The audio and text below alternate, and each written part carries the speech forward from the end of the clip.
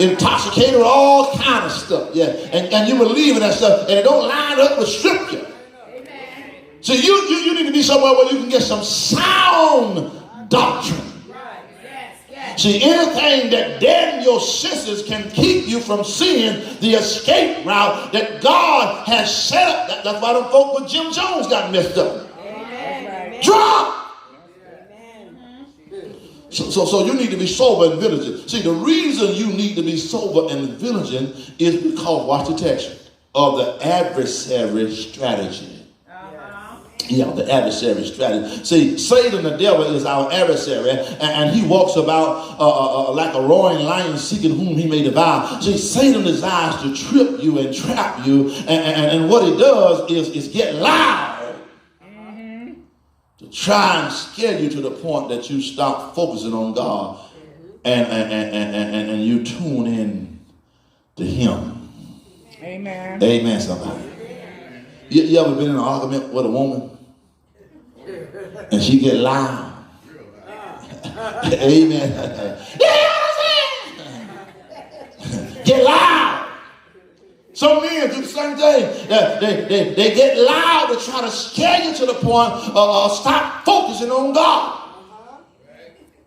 Y'all got that now? So y'all not going to get loud no more. You're going to cuss them out nice and sweet. Now, Pastor told me about getting loud. That's the devil. I don't care what they say. They don't tell me, you better get out of my way. They're trying to, that's the devil. How do you know when they start getting loud in the house or wherever you know who coming next? The anointed police officer. Ready to lay hands on you. Amen. So when they start getting loud, excuse yourself. Do I have a witness? See, Satan desires to trip you up. Once he gets loud. See, he will tell you things like, see, God doesn't really care for you. Right. Why would he let that? See, Satan talks soft. Yes, he does. Amen, somebody. Amen. He wasn't hollering at Eve in the garden. That's right. He was talking soft. Yes. He said, baby, let me tell you, God really don't care about you. See, God knows that the day you eat from the tree, you're going to be just like God. And she took that same voice and used it on her husband. See, honey, ain't nothing happened. I ate, and ain't nothing happened. Watch this here. See, if God loved you, why would God let you lose your job? Amen. Why would God let your child act like that? Right. Huh? Well, why would God allow the doctor to tell you that you got this and that? See, if God really cares, see, Satan is trying to get you to take your attention off God. Right. He's trying to get you to focus on him because ultimately he decides for you to stop working for God, witnessing for God, and worshiping God. Yes. He will try his best to distract you by allowing these things to come forth. But watch this here. See, you can tell if he has been successful. Amen. Because you stop studying your Bible. That's right. You stop coming to church and you stop going in your little secret closet. You stop witnessing the folks. You start talking about the goodness of the Lord. You just stop. All because you have tuned into Satan and tuned God off. You done cut God's channel off. Watch this right here. I hate to say it, but a whole lot of people with this corona situation, they done turned the channel. Amen. God is not a way maker. God is no protector. He's not no healer. I got to protect myself now. Because corona is stronger than sin. Something wrong somewhere. Amen. Amen, somebody. See, this is the strategy for dealing with the enemy. James 4:5 said, submit yourselves therefore to God, resist the devil and he'll flee from you. Draw nigh, that's 4:6. Draw nigh to God and he will draw nigh to you. See, you are not to resist the devil. Resist does not mean run from the devil. The key is to submit yourself to God and deal with the devil. Submit yourself to God. Let God deal with the devil. I said submit yourself to God and let God deal with the devil. What are you saying? Well, when trouble and temptation knock at your door, take God with you to answer the door. Amen. Stand behind God and say, Father, somebody's at the door.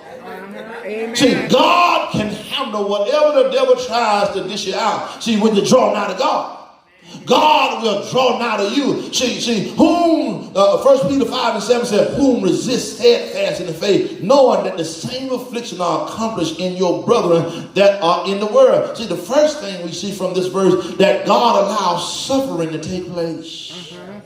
Notice he allows suffering. See, I told you before that God does not cause suffering, but he allows suffering. It is a part of the calling. That is the reason Peter said in another verse, don't consider it strange. Don't look at these issues in life as something being strange. Jesus said, in the world you're going to have trials and tribulations, but be of good cheer, for guess what? I have overcome the world. See, you're going to suffer. I don't care how saved, sanctified you think you are. He allows suffering to come your way. He allowed it to come, but the text says, yes, whom resist steadfast. In the faith. Right. Watch this, Deborah.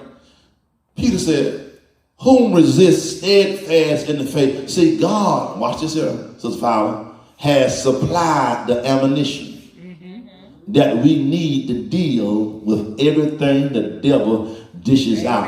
Notice the ammunition supply. All the things happening to us. God said you have been given something called faith. See, that's your ammunition. Amen. That's why without faith it's impossible to please God. See, you need to have faith in God's power to take care of everything that come your way. See, I received a text one day that said, Pastor, I heard that you was diagnosed with prostate cancer. But I don't need you to claim that cancer in your body. All right. Listen closely now. Faith is not denying the existence of the issue. Amen. Let me say that again. Faith is not denying the existence of the issue. Faith believes that God can handle whatever the issue is. Doctor say you got cancer. Well, they got factual evidence that you got. I don't think they're gonna walk out and just lie to you. Amen, somebody. Amen. And don't walk around and be in denial. No, take their issue and give it to God.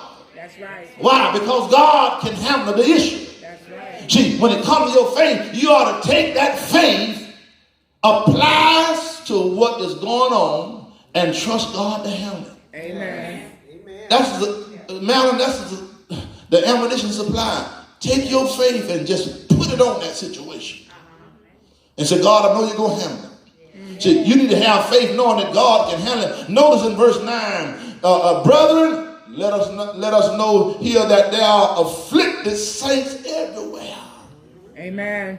Notice the afflicted saints. See, there are times when you're going through things and we act like we are only one going through it. We act like no one else is struggling. Remember that all of us are going to have some issues. Amen. All of us will have our moments. I sure had mine a couple of years ago. Amen. Peter makes it clear that you are not the only one dealing with an issue. God will allow others to show up who are going through it to show you how to deal with it. God says every now and then, I will let someone else who has gone through or is going through to cause you to see that you can handle it. This is what the word accomplished means in the text. God said, let me show you through him or her. There are others who are afflicted. You ain't the only one afflicted. You ain't the only one going through what you're going through. Somebody else is going through what you're going through. Somebody that came out of what you're going through. Amen. That's right. Walk around here having a pity patty party like you're the only one going through what you're going through. Ain't the first time you done had some trouble. Ain't the first time you met trials. Ain't the first time you met tribulation. Do I have a witness? God is saying faith is required. Right? So, watch this, little Sister Jackson. Remember this here. You have the reliable Father. You have the required faith. See, when you have the required faith, guess what shows up next? the receive favor.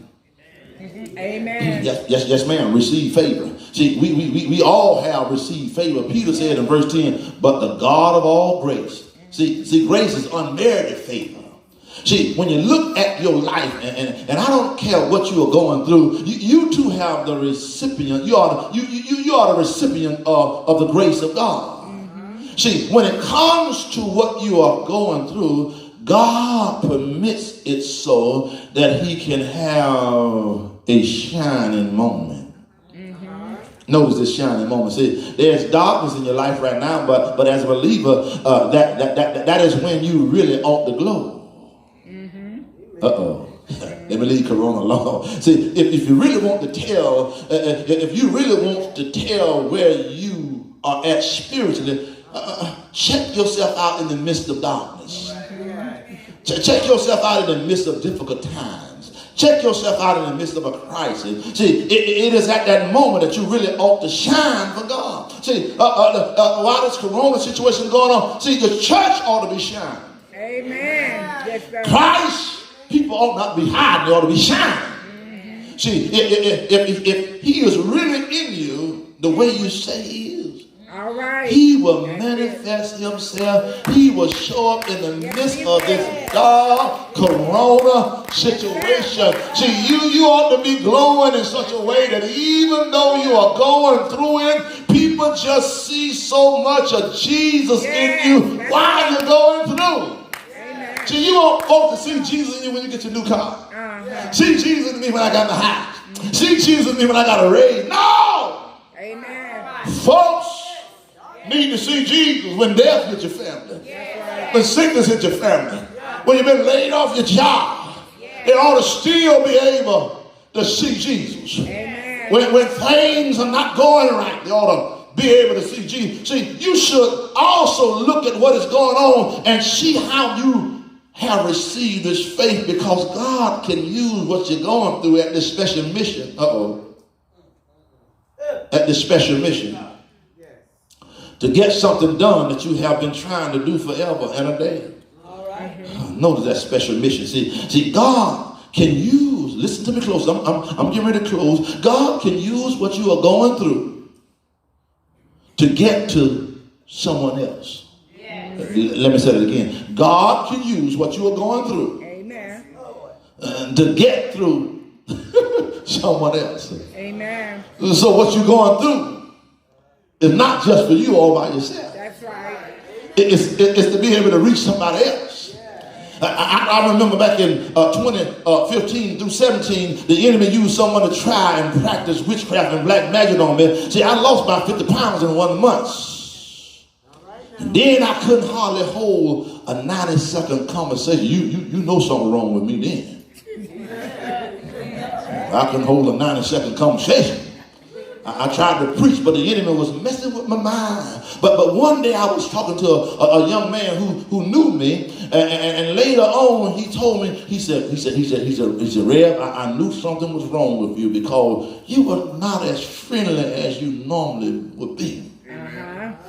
But when I told him, y'all, about my situation and how God delivered me, guess what he said? He said, man, I'm glad to know that you are back and better and even stronger. He said, man, I'm going to get saved and give my life to Christ.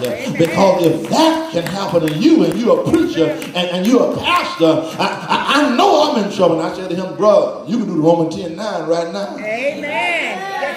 And that brother did the Romans 10:9 and got saved right on the spot. You see, you don't know how God will use your situation to draw somebody else to him. See, sometimes there is this mission that is connected to what you are going through. But the God of all grace, who has called us unto his eternal glory by Jesus Christ. See, here you have the Savior mentioned in the text by Peter. Watch the Savior's mention. See, when you look at who's called us under eternal glory, God did it through his son. See, whenever you are going through something, I dare you to think about what the Lord went through. Amen. Every now and then you need to hang out at the cross and remember the price that Jesus paid. You need to think about what he had to endure so we could receive eternity. Amen. Do me a favor, just hang out at Calvary during your next trial. Look at the crown of thorns on his head. Look at the nails, spikes in his hand, nailed to the cross. Think about they was piercing him in the side. Amen. Listen, folks talking about you, but they was marking him by the hundreds and thousands. See, when you think about what he had to endure, that should cause you to deal with your suffering a lot better. Amen. This point is a personal one, but it lines up with my alliteration, so I inserted it. This is for me, Sister Fowler. I discovered that sometimes God will let you go through what you're going through for the purpose of giving you a sermonic material. Amen. Amen. Notice this sermonic material. God said, I'm going to let you go through, Michael, because I'm trying to work on a sermon. All right. I'm glad you get up and preach, even while you was going through your situation at times. I wanted people to see that you're going through even while you was a pastor. Amen. I wanted folk to see that even though you was conference trained by other pastors. I'm so glad that you can name a few theologians and talk about what they said. Right. But every now and then I want your sermon to be based on your life experience. All right. Amen. I need you to declare based on what you know for yourself. Not based on what you read in some book. I need somebody to know that you are a living witness. Do I have a witness in this house? Sometimes God will use your situation to be a blessing to somebody else. And that is why periodically I let certain things happen, because I'm going to use you to help somebody else later. I'm going to allow what you go through to be a blessing for somebody else down the road. That is what Jesus said to Peter. He says, Peter, Simon, Simon, Satan desires to have you so that he can shift you like wheat. But the Lord said, but I have prayed for you. That, watch this, your faith fail not. And when you are converted, strengthen your brother. Yeah, in other words, when you come through this, yeah, look at your neighbor. Say, neighbor, when you come through this, say, neighbor, I don't know what you are going through, but when you come through this, use it to help somebody else. Amen. Do I have a witness here? Use it to help somebody else discover that God is able. I wish I had a witness in here. See, after that he have suffered a while.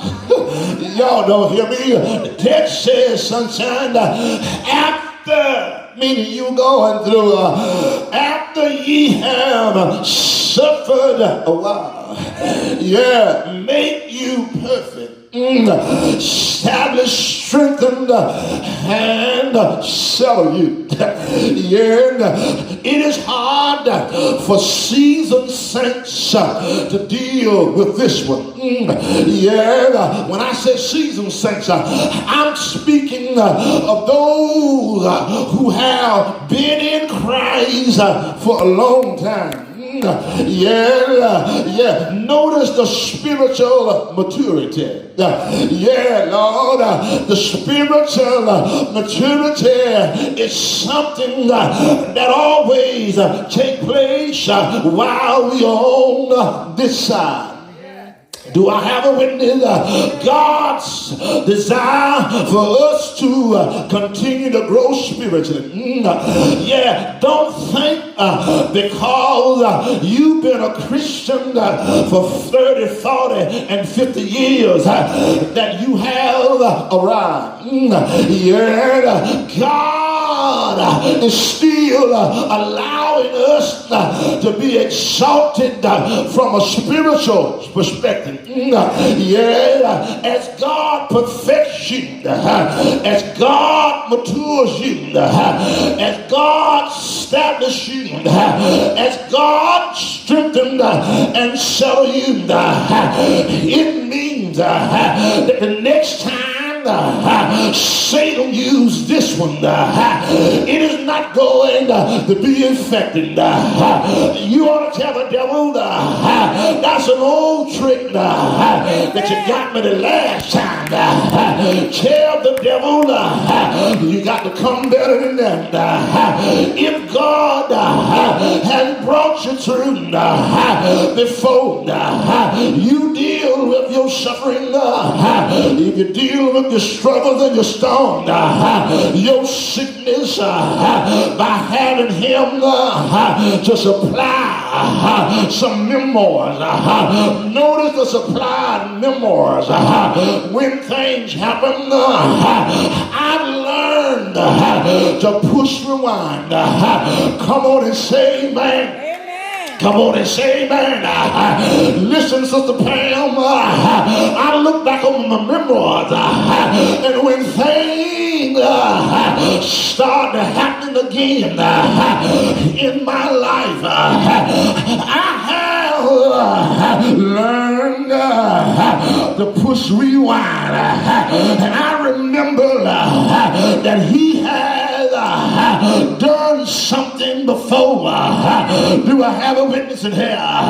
Some of you sitting up in here like you're going through for the first time. But I come to tell you, when I push rewind, it's not just my memoir, because I looked at some of the things I have been going through, and how God brought me out. And if I serve the same God they serve, you don't hear me. You ought to look at somebody. I'm talking about somebody that's gone through some stuff, and say to yourself, if the Lord brought them out, the same God is able to bring me out. Do I have a witness up in here? Come on and say yeah. Come on and say yeah. If the Lord healed them of cancer, then the same God is able to heal me. Do I have a witness in here? Am I right about it?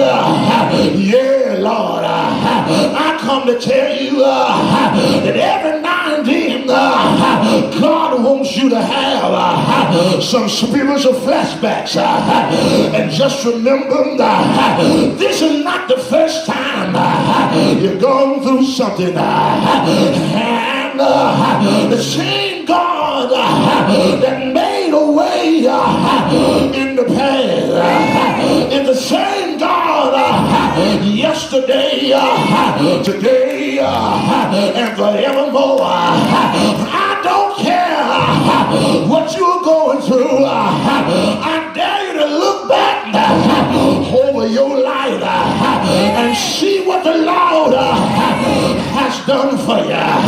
Do I have a witness in here? I have to stand at the graveside of my daddy, mama, brother, granddaddy, and grandma. I could have stayed stuck right there, but when I look back over my life and see what the Lord done brought me from. Is there anybody in here know what I'm talking about? Say yeah. Say yeah. I'm a preacher. Yeah. And that should be enough to cause you to give him some praise. Peter does something in the text. It blows my mind. He says, to him be glory and dominion forever and ever and amen. The reason it blows my mind is because right here you have this shouting message. Y'all don't hear me. Notice the shouting messenger. This is a doxology point. It is an explanation of praise that is supposed to take place. Listen to me. At the end of the letter, but Peter, I said Peter, Sister Fowler, can't wait till he get to the end of the ladder. Somebody ought to say amen.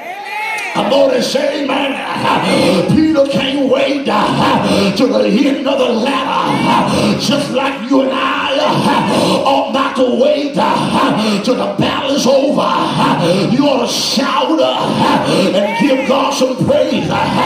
Peter is trying to get us to see that it does not matter what you're going through when you think about whom God is.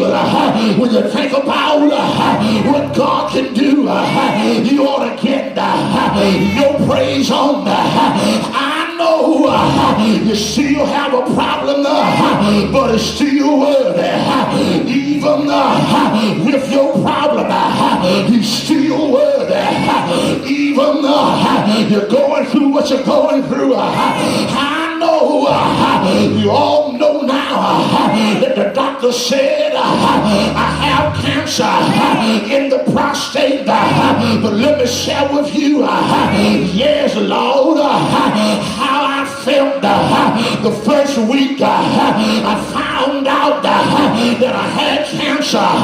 Every morning I got up and I prayed. I said the same thing to God because I was emotional. I was out of it. Come on and say yeah. I got up, the tears in my eyes, got down on my knees. I prayed the same prayer every day. Come on and say yeah.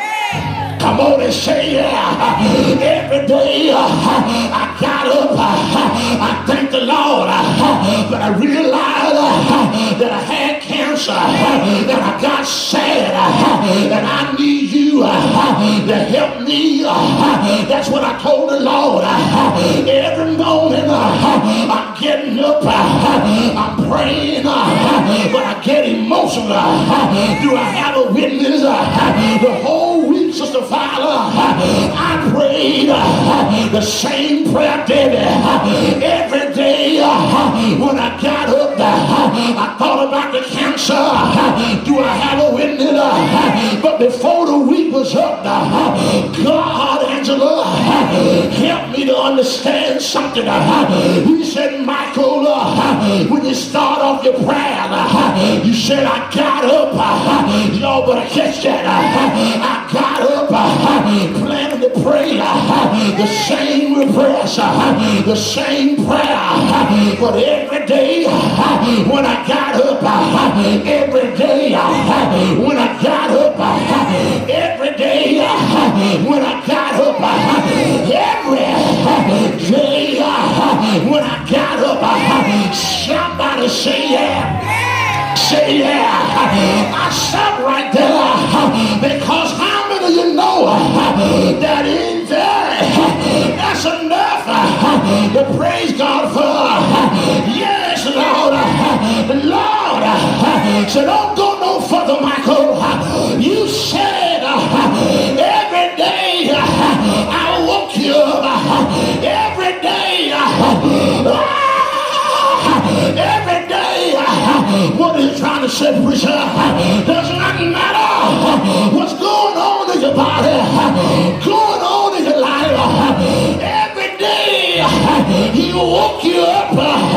That's enough to praise him. If you got pain in your body, he woke you up this morning. You ought to praise him. What are you trying to say, preacher? Every day, push, rewind, just push it and thank God, and you're all right.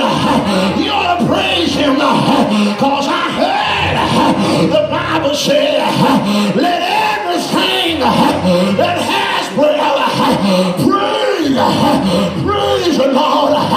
He worthy, he worthy, he worthy, he worthy, he worthy.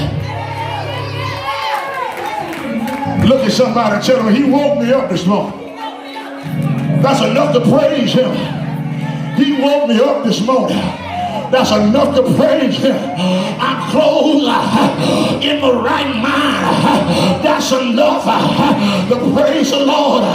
You better stop complaining and praise him. If he woke you up, you still got breath. You can tell him about your situation because he cares when nobody else cares. The loud, the loud, the loud. Anybody know him? Got to get out of here. But do you know him? I know him. I know him.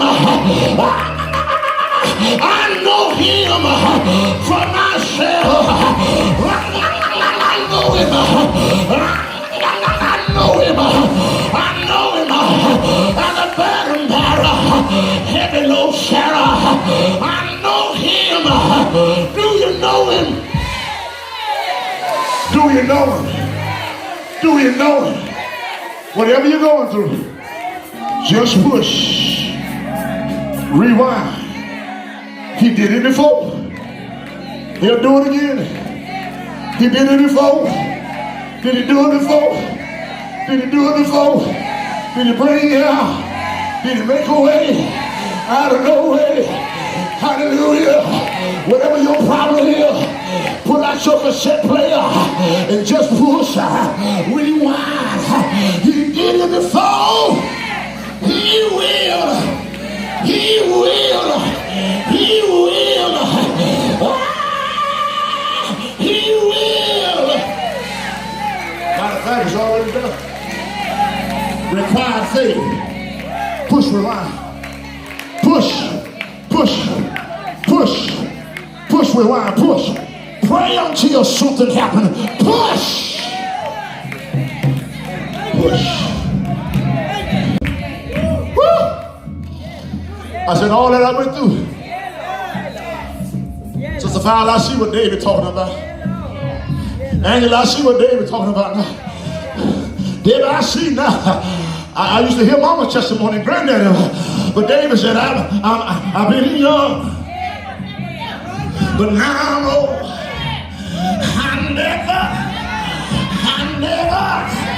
I kept on pushing rewind. I never see the righteous forsaken. The seed begging bread. I don't care what your boy doing right now. He's coming home. He's coming home because I never seen the righteous forsaken. Our Earl begging bread. I never seen the righteous forsaken. Tremaine, Cameron, McQuail, Latoya, y'all don't hear me. Tierra, Jamaica, begging bread.